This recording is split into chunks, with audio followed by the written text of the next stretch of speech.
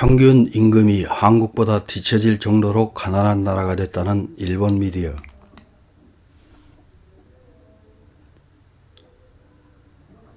어지간해서는 우리나라보다 뒤처진다는 사실을 인정하지 않는 일본 미디어에서 평균 임금이 한국보다 아래라고 인정하는 보도를 했습니다.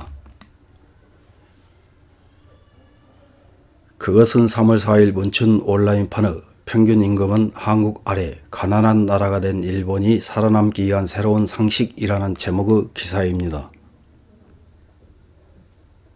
기사에서는 평균 임금에서는 이미 한국 아래라는 것과 초임 50만엔의 벽, 일본인에게 자동차는 이미 그림의 떡, 활로는 탈일본이라는 것을 주장하고 있습니다.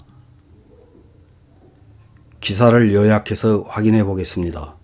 OECD가 실시한 임금에 관한 조사는 충격적이다. 2019년에 일본인의 평균 연봉은 38,617달러였지만 미국은 65,836달러, 독일은 53,638달러로 큰 차이를 보이고 있다. 그뿐만이 아니다. 과거 개도국이라는 이미지가 강했던 한국조차 42,285달러로 이미 일본을 앞지르고 있다. 일본인의 임금은 미국의 60% 정도밖에 되지 않고 한국보다 낮다는 것은 속일 수 없는 현실이다. OECD 조사는 구매력 평가를 이용한 달러 환산이므로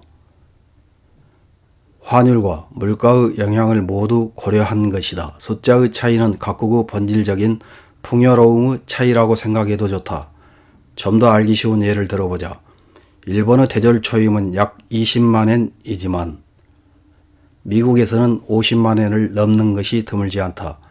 해외에 자주 가는 사람들 사이에서는 일본의 풍요로움은 선진 외국의 3분의 2에서 절반 정도라는 것이 리얼한 감각이라고 해도 좋을 것이다. 자동차는 글로벌 상품이므로 전 세계 어디에서 사도 가격은 동일하다. 토요타 자동차의 한 대당 평균 판매 가격은 세계 경제의 보조를 마쳐 약 20년 만에 1.5배가 되었다. 하지만 일본인의 임금은 제자리 걸음이어서 일본인에게 자동차는 이미 그림의 떡이다. 일본인의 임금이 오르지 않은 것은 버블 붕괴 이후 일본 경제가 성장을 멈춰버렸기 때문이다. 같은 기간에 다른 나라는 경제 규모를 1.5배에서 2배로 확대했기 때문에 상대적으로 일본은 가난해졌다. 지금까지 일본인의 자산 운용은 대부분이 일본 국내를 대상으로 하고 있었지만 그 생각은 고치는 것이 좋다. 30년 전이라면 일본의 대기업은 세계적인 대기업이었지만 이제는 국내에서 대기업이라도 글로벌에서는 약소기업에 불과하다는 케이스는 많다. 투자 초보자라면 더더욱 해외 기업으로 눈을 돌려야 한다. 시니어층이라면 지금까지 얻은 노하우와 지식을 해외에서 살릴 수 있을 가능성이 높다. 과거 해외에서 일을 하는 것은 상사면 등 이른바 엘리트층뿐이었지만 상황은 바뀌고 있다. 동남아시아에서는 이미 다수의 일본인 커뮤니티가 완성되어 있으며 일본인을 위한 서비스를 제공하는 기업도 많다. 이들 기업은 기본적으로 일본인 상대이기 때문에 그다지 영어를 잘 하지 못해도 문제는 없다. 이런 기사를 읽은 일본 네티즌들은 어떤 댓글을 달았는지 몇 개 확인해보고 마치겠습니다. 첫 번째 댓글입니다.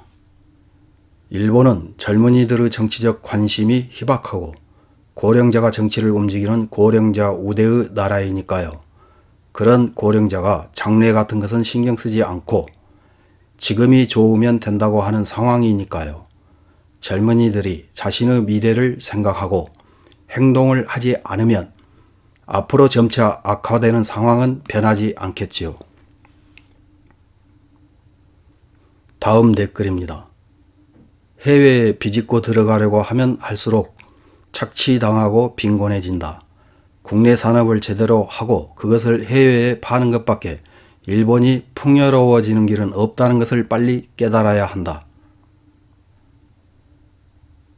다음 댓글입니다.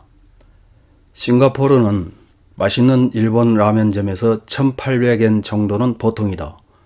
일본이라면 같은 것이 780엔 정도. 그런 가격으로도 현지 손님으로 붐비고 있다. 모두 연봉 800만엔 정도 받고 있기 때문에 그 가격의 라면이라도 먹을 수 있는 거지. 바야흐로 일본은 아시아에서는 중류국이 되어 있다. 다음 댓글입니다.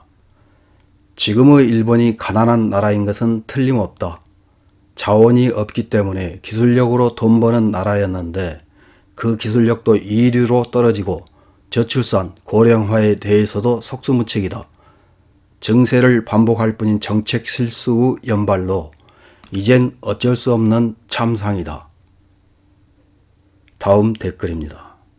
일본이 가난해졌다기보다는 다른 나라가 점점 성장하고 일본은 지난 25년 전혀 성장하지 않았기 때문이다.